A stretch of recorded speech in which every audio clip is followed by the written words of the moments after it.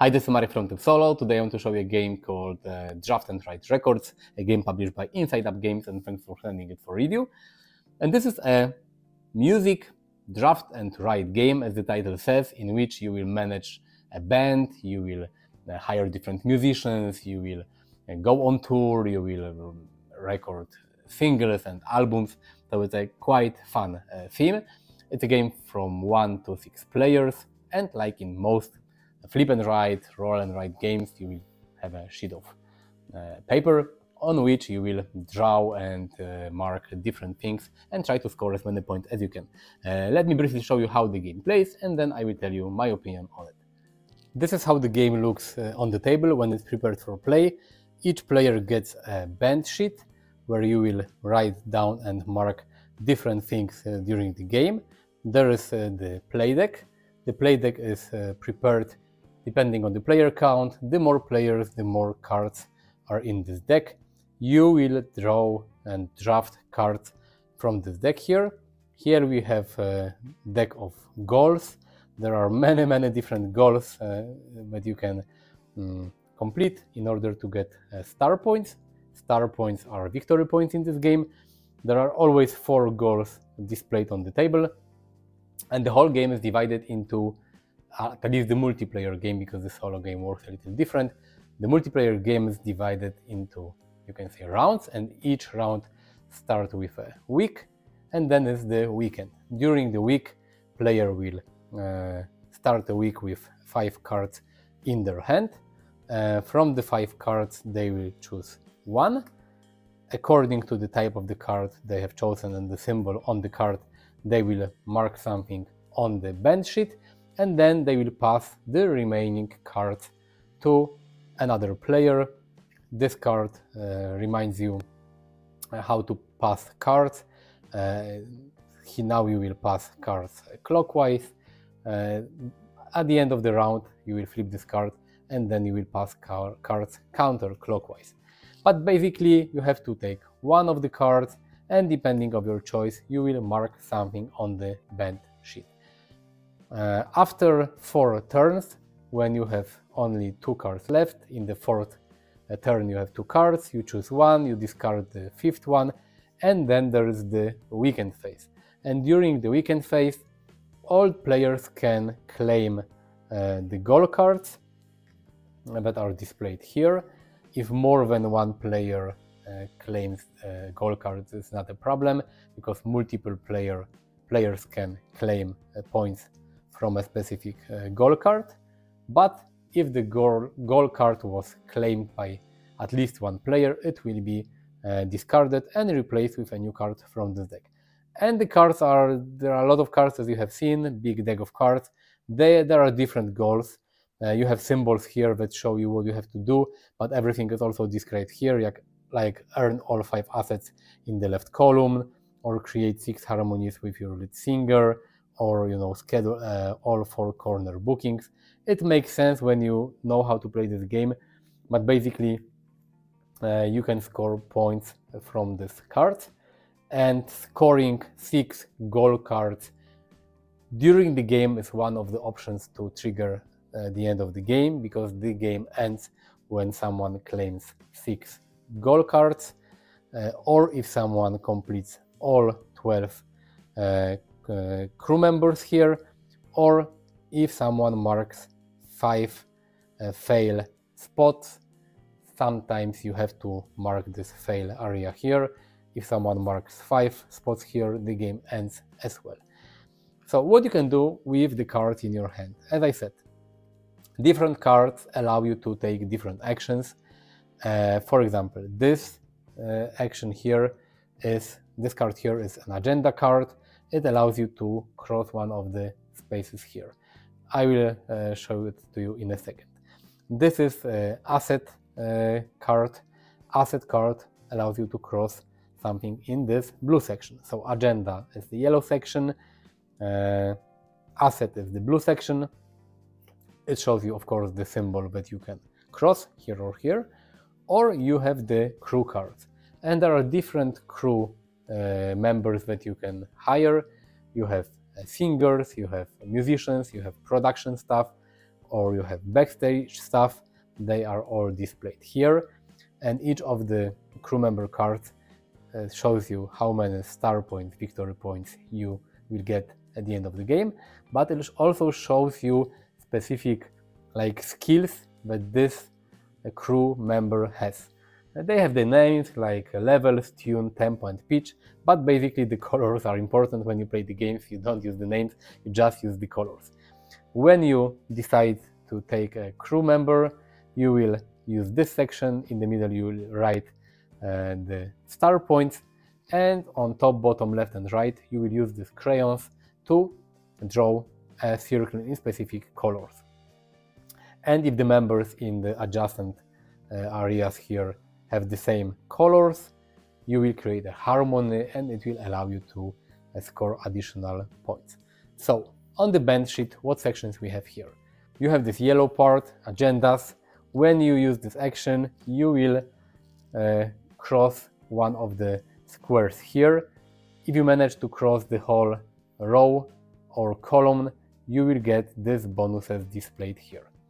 On this band sheet, this section, crew, agendas and assets, are the only sections that you can cross from cards.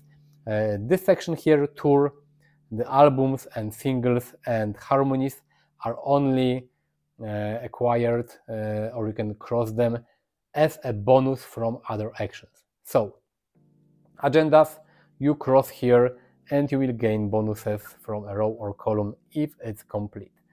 Either some bonus actions or points that are shown here, and you will get those points when the game ends. Here you have assets. You can cross these white sections here.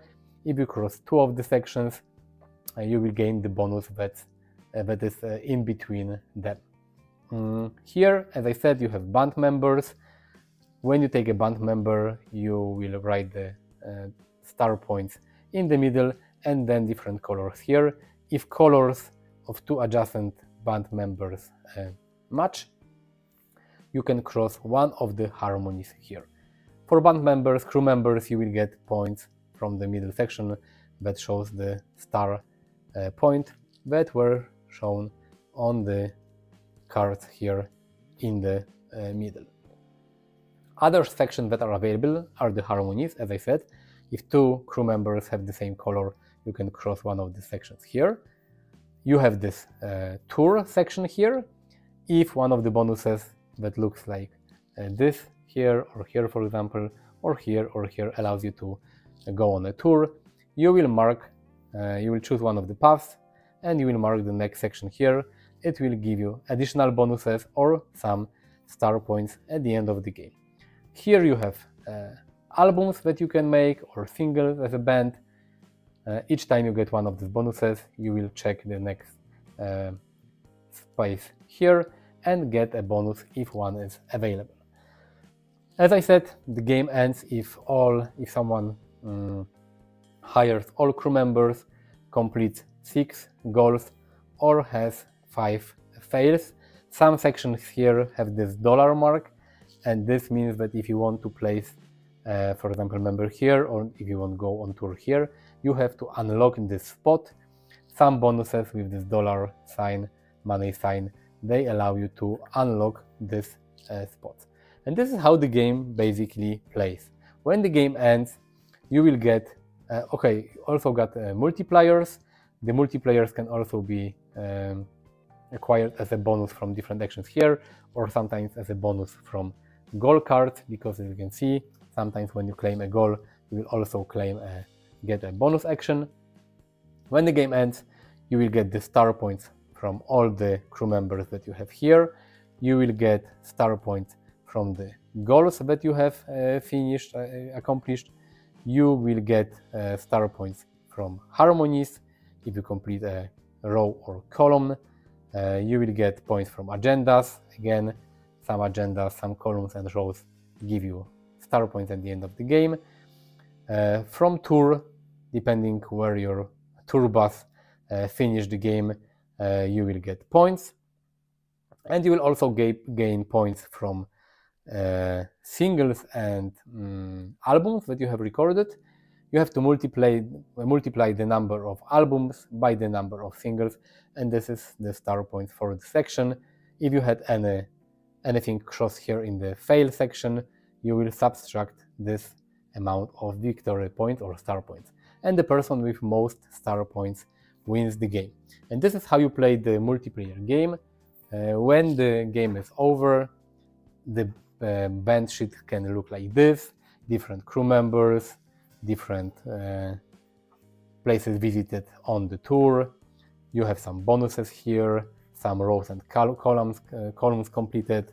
I had some harmony bonuses because some crew members, they had the same skills here, so it will look like this.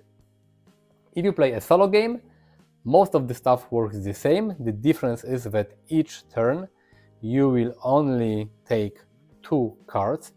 There is no distinction between a week or a weekend. You will each turn get 2 cards. From the 2 cards you have to choose one of the options. So you will, for example, I will choose this card, I will take this action, and I will discard the second card. You can also try to take a third card, and if you decide to take a third card, this is the only way to claim one of the goals. When you have 3 cards in your hand, if they are all of the same type, like all crew cards, all agenda cards, or all asset cards, you can choose any one of them. But if you have 2 cards of the same type, let's say I have 2 crew members and I have 1 asset card, if 2 are of the same type, I have to use the third one that is different. So if 3 cards are different or 3 cards are the same, I can choose any of them. If 2 are the same, I have to use the third one. And after I use the card, I can claim one of the goals here, and this is the only option to claim a goal in the solo mode. They should be placed like in a row where you have 4 cards. If you can claim one of the goals, you will remove the card and get the bonuses and points.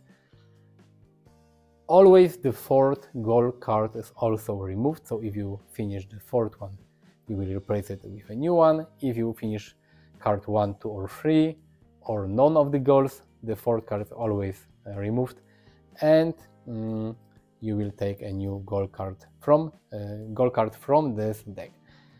The game can also end, if you play solo, when this deck of cards is empty. So if this deck of play cards is empty, the game ends and you will count your points. And this is how you play this game. So draft and write records, you know how to play it. What are the pros of this game? For me, simple rules. For some people it may not be a big pro, but I prefer roll and write, flip and write games with simple rules.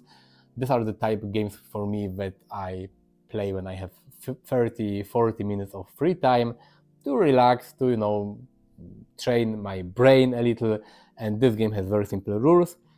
On the other hand, it got a lot of satisfying combos, and sometimes when it's your turn and you cross something on your you can say player board, it will give you a bonus, then you will use another action, it will give you another bonus, and it has a very satisfying combos. I like that there is a draft in this game, a draft that works well in the multiplayer mode, but it's also cleverly done in the solo mode, where you can draft 2 cards, or you can push your luck and draft a 3rd card, but then you may have to choose a card that you don't want to from the 3 that you have chosen. So the draft is cool. You have the shared goals after the end of in a multiplayer game. After the end of each round, players can fulfill the goals, but when they fulfill a goal, the card is discarded and you get a new one. So you have to rush in a way to fulfill the goals that are displayed on the table. So it's quite fun. The solo mode works well. There is no automa. You play just to beat your own score and to check how you played on the back of the rulebook. But I like the drafting in the solo mode, and I like that they added this push your luck element. As I said, each turn you have 2 cards and you have to choose one from the 2, but you can take a third card. Then if all of the 3 cards are the same type or each is different type, you can choose the card you want, but if 2 of the cards are the same type, you have to pick and use the third one. Also, when you decide to take the third card, you have to discard one of the goals. So the solo mode works really cool. And I like the theme of this game. There are not that many games about music, about musicians, about having a band. Music is was always a very important thing in my life. I'm not playing an instrument or anything, but I listen a lot to music. If you watch my videos, you can see all the vinyl records on the back of the camera here. So I like music, and the theme of this game is really appealing for me. What are the cons of this game? You can say this is just another flip and write, roll and write game. There is nothing in this game that is really outstanding or different or innovative. So if you are a little bored with this genre of games, roll and write games, this one is just, you can say, another roll and write, flip and write, or draft and write game. But I will go back to this in a second. Another thing is that it uses paper, player boards, player sheets. I would prefer dry erase boards. They are reusable, and here, of course, if you play this game a lot, you will have to print your own sheets of of boards, and dry erase board is always, for me at least, a better option. And the third con is that if you play with different player counts, the setup is quite annoying, because depending on the player count, you have to add or remove a specific cards. So if you play one day solo, another day with 2 players, then with 5 players, then with 6, then with 2, you always have to remove some cards, add some cards, shuffle the deck, so it's annoying. If you play with the same player count all the time, it's not a problem. This is a funny game, I have to say. A funny game in a way, but when I looked at the rulebook and when I looked at the box, I thought, okay, this is just another roll and write game with nothing innovative, where I will draw a card, mark a symbol on the board, and then I will get a bonus and I will mark another symbol. There are a lot of games like this on the market, and there are a lot of flip and write, roll and write games, but I have to say that this game is surprisingly fun to play, even though it's not a groundbreaking game. I had a lot of fun playing it. It's a very satisfying game. It gives you satisfaction when you can do all the combos in this game. The theme of this game is quite fun. It looks really good, and I just enjoy this game a lot. I'm not sure why. It's nothing new, it's nothing groundbreaking, but it plays really, really well. It's for me a perfect draft, flip and write, roll and write game that I can play when I have 30-40 minutes. I will be not tired after playing this game, but it gives me enough of satisfaction and thinking, and it allows me to train my brain a little, and it's just fun, and I think this is what's important in board games. So if you like roll and write, flip and write games, you should definitely play it, because it may surprise you as well, just like it surprised me. Click the like button if you like this video, subscribe to my channel, I will be very happy. Visit me on Facebook, on Twitter, on Instagram. I will leave links in the description of the video. Thanks for watching, see you next time, bye.